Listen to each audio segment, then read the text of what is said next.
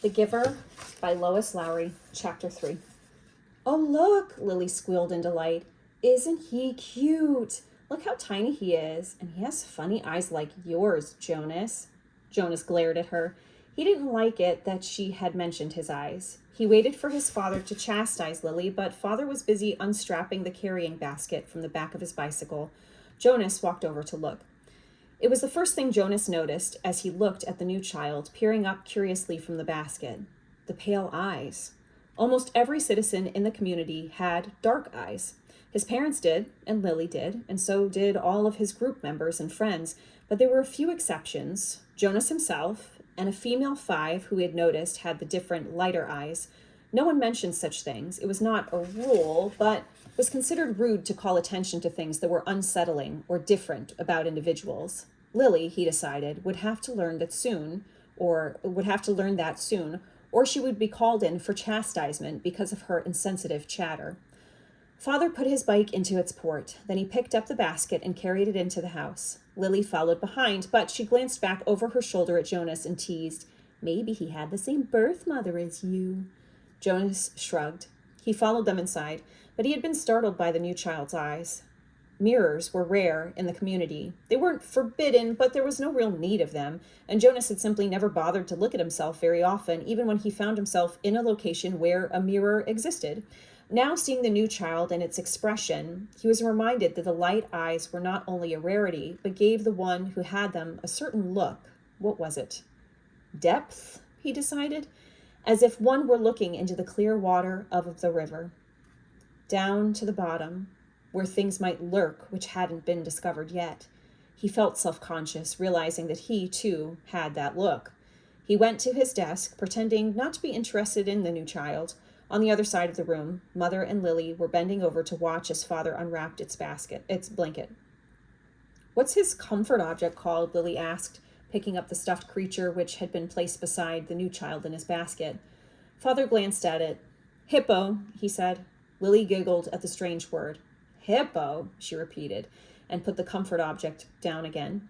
She peered at the unwrapped new child, who waved his arms. "I think new children are so cute," Lily sighed. "I hope I get assigned to be a birth mother." "Lily," Mother spoke very sharply, "don't say that. There's very little honor in that assignment." "But I was talking to Natasha, you know, the 10 who lives around the corner. She does some of her volunteer hours at the birthing center, and she told me that the birth mothers get wonderful food, and they have very gentle exercise periods, and most of the time they just play games and amuse themselves while they're waiting." I think I'd like that," Lily said petulantly. So more like, "I think I'd like that." 3 years, Mother told her firmly. 3 births, and that's all. After that, they are laborers for the rest of their adult lives until the day that they enter the house of the old. Is that what you want, Lily? 3 lazy years and then hard physical labor until you are old? "Well, no, I guess not," Lily acknowledged reluctantly. Father turned the new child onto his tummy in the basket. He sat beside it and rubbed its small back with a rhythmic motion. "Anyway, Lily Billy," he said affectionately, "the birth mothers never even get to see new children. If you enjoy the little ones so much, you should hope for an assignment as nurturer. When you're an 8 and start your volunteer hours, you can try some at the nurturing center," Mother suggested. "Yes, I think I will," Lily said. She knelt beside the basket. "What did you say his name is?" "Gabriel?" "Hello, Gabriel," she said in a sing-song voice. Then she giggled. "Oops," she whispered. "I think he's asleep. I guess I'd better be quiet." Jonas turned to the school assignments on his desk. Some chance of that, he thought. Lily was never quiet. Probably she should hope for an assignment as speaker, so that she could sit in the office with the microphone all day making announcements. He laughed silently to himself, picturing his sister droning on in the self-important voice that all the speakers seemed to develop, saying things like, "Attention, this is a reminder to females under 9 that hair ribbons are to be neatly tied at all times." He turned toward Lily and noticed to his satisfaction that her ribbons were, as usual, undone and dangling.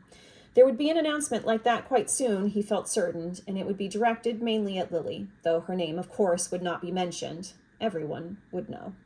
Everyone had known, he remembered with humiliation, that the announcement Attention, this is a reminder to male 11s that objects are not to be removed from the recreation area and that snacks are to be eaten, not hoarded, had been specifically directed at him the day last month that he had taken an apple home.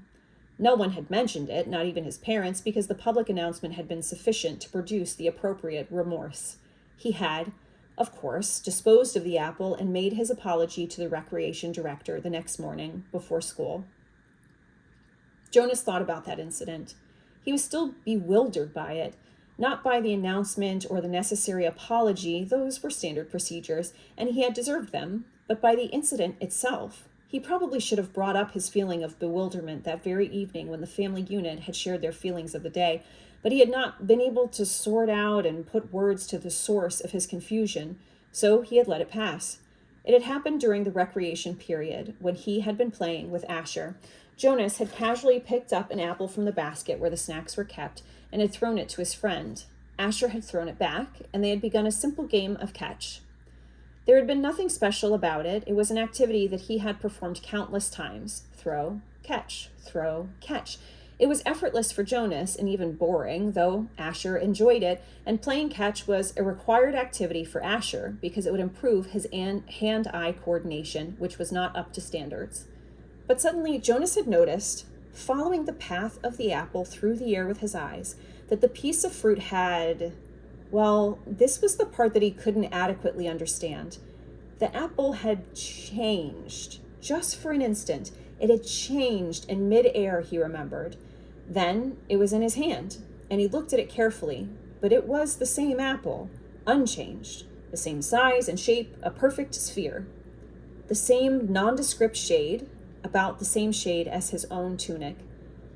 There was absolutely nothing remarkable about that apple. He had tossed it back and forth between his hands a few times, then thrown it again to Asher, and again in the air for an instant only. It had changed. It had happened 4 times. Jonas had blinked, looked around, and then tested his eyesight, squinting at the small print on the identification badge attached to his tunic. He read his name quite clearly. He could also clearly see Asher at the other end of the throwing area, and he had had no problem catching the apple. Jonas had been completely mystified. "Ash," he had called, "does anything seem strange to you about the apple?" "Yes," Asher called back, laughing. "It jumps out of my hand onto the ground." Asher had just dropped it once again. So Jonas laughed too, and with his laughter tried to ignore his uneasy conviction that something had happened. But he had taken the apple home against the recreation area rules. That evening, before his parents and Lily arrived at the dwelling, he had held it in his hands and looked at it carefully. It was slightly bruised now because Asher had dropped it several times, but there was nothing at all unusual about the apple. He had held a magnifying glass to it. He had tossed it several times across the room, watching, and then rolled it around and around on his desktop, waiting for the thing to happen again. But it hadn't. The only thing that happened was the announcement later that evening over the speaker, the announcement that had singled him out without using his name, that had caused both of his parents to glance meaningfully at his desk where the apple still lay. Now, sitting at his desk, staring at his schoolwork as his family hovered over the new child in its basket, he shook his head, trying to forget the odd incident. He forced himself to arrange his papers and try to study a little before the evening meal. The new child, Gabriel, stirred and whimpered, and Father spoke softly to Lily, explaining the feeding procedure as he opened the container that held the formula and equipment. The evening proceeded, as all evenings did in the family unit, in the dwelling, in the community. Quiet, reflective, a time for renewal and preparation for the day to come. It was different only in the addition to it of the new child with his pale, solemn, knowing eyes.